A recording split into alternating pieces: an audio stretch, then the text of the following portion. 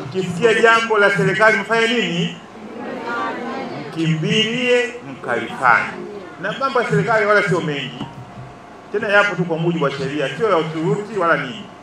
Kwa mfano, labda mheshimiwa mgeni rasmi anaweza akasema, lakini ukisikia mheshimiwa mkuu wa wilaya leo ana ziara kijiji cha Kilolambwani, utakuja au utakuja? Si serikali hiyo? Ndio tunachowaomba. Ina gharama hiyo?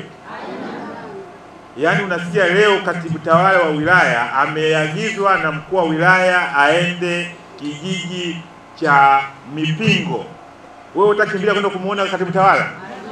Kwa sababu serikali imefanya jukumu lake hili. Hapo mmenielewa? Ninayasema haya kwa akina mama, ninayasema haya kwa vijana na kwa wenzetu watu wenye ulemavu, kwa sababu ni jambo zuri. Serikali ikipiga kengele, jamani kuna jambo hili wananchi njooni, basi nyie mkimbilie. Mkiwa wengi ndio sisi tunasikia raha sana, na baada ya hiyo raha 10% inaongezeka. Haitaongezeka?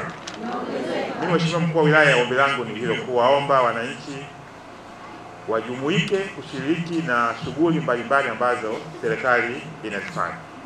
Ninafahamu kwenye mafunzo yao wameambiwa kwamba fedha hii sio ya kununulia doti ya kanga. Hamjaambiwa? Mmeambiwa?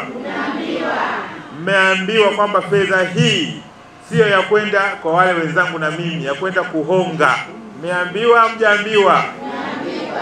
Mmeambiwa kwamba fedha hii sio ya kulipa karo, sio ya kusafiria, sio ya kwenda mtaani mkajionyesha nyinyi ni mamwamba kwamba tuna fedha, si ndio?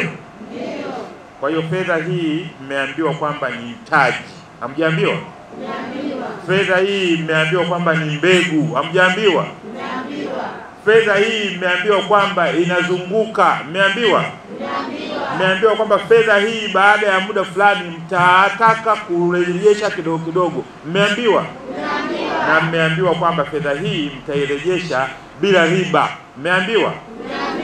Sasa kesho usiporudisha tutakuelewaje?